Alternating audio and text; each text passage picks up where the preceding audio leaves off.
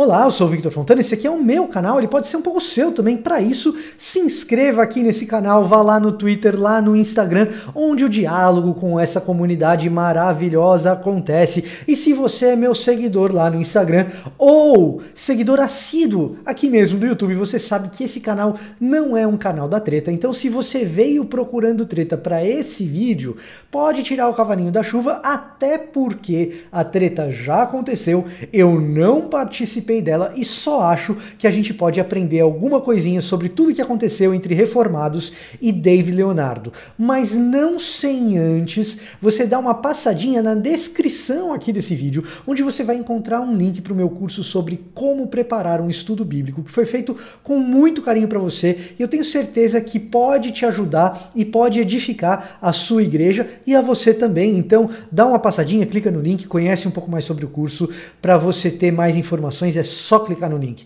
Mas, se você não está sabendo o que está acontecendo, ou se está sabendo o que está acontecendo também, eu quero recapitular o que aconteceu com Dave Leonardo e por que isso é relevante para nós hoje e para esse vídeo. Dave Leonardo é um desses pregadores estelares, muito talentoso do ponto de vista da comunicação. Eu adoraria ser um comunicador como ele é, para ser muito claro, é um cara assim, tem um dom de se comunicar mesmo, e tem uma equipe muito boa, e ele coloca trechos de pregação pequenininhos no YouTube, na internet, as pessoas assistem, e é muito assistido, muito compartilhado. Se não me engano, até o Neymar já compartilhou vídeo do cara. E num deles, recentemente, acho que 2 dias atrás, se não me engano, ele, numa linha assim de resgate da autoestima, ele falou um negócio que irritou muitos reformados, e com alguma razão os reformados reclamaram, não apenas reformados, mas a galera que estuda mais Bíblia e tal, desceu a lenha no cara, porque ele falou mais ou menos isso aqui. Se eu errar o que ele falou, você me corrige aqui nos comentários, mas é algo mais ou menos nessa linha, de que Jesus está no centro do Evangelho. E porque Jesus está no centro do Evangelho, ou melhor, e porque ele morreu por você e ele é o centro do Evangelho, então você também está no centro do Evangelho, você está no centro para Deus, e você é amado por Deus também, e essa centralidade está em você também. Numa linha, quero que valorize o que você tem, mais ou menos. Isso causou um alvoroço, um monte de gente reclamou e tal. E uma coisa que me surpreendeu positivamente, a primeira coisa que a gente pode aprender a partir desse episódio, foi, de certa maneira, o que me parece ter sido uma humildade do Dave. Alguns dos meus amigos que têm ministério de ensino teológico na internet relataram que o Dave os procurou humildemente para entender o que estava acontecendo, qual que era o erro ali, o que tinham entendido de errado. E essa postura de procura por parte do Dave é uma postura que marca um pouco gente da nova geração que está tentando acertar. E esse é um dos motivos que eu não fico me perdendo muito na treta e na crítica e na paulada, porque eu sinto uma vontade de acertar e isso me surpreendeu positivamente. Me surpreendeu positivamente também a retratação do Dave no dia seguinte, dizendo, olha, quem me interpretou mal, não foi isso que eu quis dizer e tal, tal, tal. Eu não estou aqui para julgar a qualidade da retratação, não é esse o meu intuito, mas o simples fato dele se retratar no Instagram e recuar, isso é tão raro entre líderes evangélicos, e na geração anterior de líderes evangélicos isso simplesmente não acontecia, a gente não via isso acontecendo. Eu acho isso muito positivo, não é ouro puro de Ofir, mas é realidade, tá certo? Então isso são coisas, elementos positivos, e se ele não tivesse feito essas coisas, eu acho que eu não me sentiria confortável para dizer o que eu vou dizer a partir de agora, porque eu quero demonstrar um pouco do que foi o erro dele e como a gente pode aprender a partir de como esse erro funciona, para que a gente não reproduza determinados mecanismos, que parece que eu sei qual que é o mecanismo que levou ele a fazer declarações teologicamente equivocadas. Parece que eu tenho uma ideia do que pode ser, então a gente pode não reproduzir isso daí, tá certo? Então, Dave, se eventualmente você estiver assistindo esse vídeo, que eu acho pouquíssimo provável, mas eventualmente, saiba que esse vídeo não é sobre você. É sobre aquilo que você falou ou talvez tenha dado a entender, certo? Então, esse vídeo não é sobre você. Até porque quem me conhece sabe que a minha opinião sobre uma pessoa e um saco de farinha vale mais ou menos a mesma coisa, ou seja, muito pouco ou nada. Mas então o que acontece com a argumentação do Dave que tem problemas?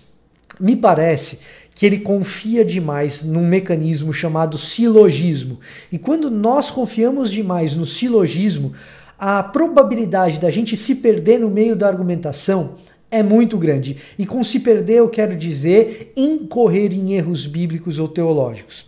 Veja só o que ele diz. Ele diz mais ou menos o seguinte: a Bíblia aponta para Jesus. Deus aponta para Jesus. Jesus é a centralidade do Evangelho. Portanto, se Jesus é a centralidade do Evangelho, Jesus é o centro. Verdade bíblica, ok. Jesus morreu por você. Verdade bíblica também, para salvar, para te salvar, para limpar os seus pecados. Ora, se Jesus é o centro do Evangelho e ele morreu para te salvar, ele morreu por você, ora, você está no centro do Evangelho, você é o centro. Jesus te ama, Deus te ama demais e você tem valor porque você está no centro. Veja como esse raciocínio ele é sedutor. E ele é sedutor porque ele é de fato um silogismo, ele parte de uma verdade bíblica, ou talvez até de duas, e a partir dessa verdade bem circunscrita, bem restrita, ele monta um encadeamento lógico para dizer o que ele quer dizer. O problema é quando a gente confia demais nesse mecanismo de ser e portanto, e depois você cria uma outra verdade aqui, você vai para outro ser e portanto, e diversos silogismos, que é essa ideia de se isso é verdade, portanto aquilo também. Esse mecanismo, quando a gente faz muito expediente dele, a gente rapidamente se descola do texto bíblico para falar o que o nosso raciocínio diz a respeito do texto bíblico. Qual que é o risco? O nosso raciocínio tem um buraco. O nosso raciocínio tem um furo. E se o nosso raciocínio tem um furo, aí a gente chega numa verdade sedutora, mas que não é verdade. E outro problema que o silogismo pode levar é que geralmente o silogismo ele é montado em cima de uma pequena verdade bíblica circunscrita a um contexto restrito. E o silogismo deixa de observar todas as outras verdades do espectro bíblico mais amplo. E isso acontece nesse caso específico. Qual que é a verdade bíblica que a gente está aqui num contexto bem restrito? Que Jesus morreu pelos nossos pecados. E se ele morreu pelos nossos pecados, ele morreu pelo seu pecado. Então foi por você também. Mas será que Jesus morreu apenas por isso? Vejamos, por exemplo, o que diz Isaías no capítulo 11, no versículo 6 do capítulo 11. O profeta Isaías, ele está dizendo a respeito de um broto de Jessé, um ramo, um novo rei que há de chegar. E quando ele governar, o que vai acontecer é o seguinte: o lobo habitará com o cordeiro, e o leopardo se deitará com o cabrito, o bezerro, o leão e o animal de engorda viverão juntos, e um menino pequeno os conduzirá. E aí ele continua em várias ilustrações em que animais predadores e animais que comem pasto andam juntos e não mais caçam um ao outro, né? O que esse texto nos informa a esse respeito desse assunto que a gente está tratando? Que a expectativa messiânica do rei que há de vir é de um rei que, quando trouxer o seu reino, trará uma paz tão universal, uma paz tão cósmica, tão ampla, que toda a criação será impactada e haverá paz em toda a criação, tão grande que até mesmo o leão e o cordeiro vão andar ali juntos lado a lado. Onde antes existia inimizade, até mesmo na própria natureza, essa inimizade deixará de existir. Esse aspecto cósmico e amplo diz respeito à expectativa messiânica que foi nutrida pelos judeus no período entre os testamentos e que existia a respeito de Jesus. E olha só o que Paulo então faz com essa expectativa messiânica lá em Colossenses, e o que Paulo diz a respeito do Evangelho de Jesus no capítulo 1 de Colossenses, no versículo 20. Jesus, havendo feito a paz pelo sangue da sua cruz, por meio dele reconciliou consigo mesmo todas as coisas, tanto as que estão na terra como as que estão no céu. a vós também, que no passado éreis estrangeiros e inimigos no entendimento por causa das vossas obras más, agora ele vos reconciliou no corpo de sua carne pela morte, a fim de vos apresentar santos, inculpáveis e irrepreensíveis diante dele. Então, por meio do sangue na cruz, ele fez paz, reconciliando consigo mesmo. Jesus reconciliou consigo mesmo todas as coisas, tanto as que estão na terra, quanto as que estão nos céus. Ora, então a sua morte na cruz trouxe reconciliação para toda a criação. Toda a criação é reconciliada com Deus em Cristo na cruz. Não apenas você, não apenas eu. Então, não é sobre você, é sobre você também. E claro, ele também nos reconciliou no corpo da sua carne pela morte, a fim de nos apresentar santos, inculpáveis e irrepreensíveis diante de Deus. Ele também fez isso. Mas o sacrifício de Jesus Cristo, ele traz reconciliação para toda a criação. E, portanto, entender o Evangelho no seu sentido mais amplo é dizer que a reconciliação minha e sua para com Deus é apenas um pedaço da história e não toda a história. Me parece que existe uma pequena confusão, bem comum no ambiente evangélico, de achar que a Bíblia é um livro que diz como eu vou para o céu ou como eu obtenho a salvação.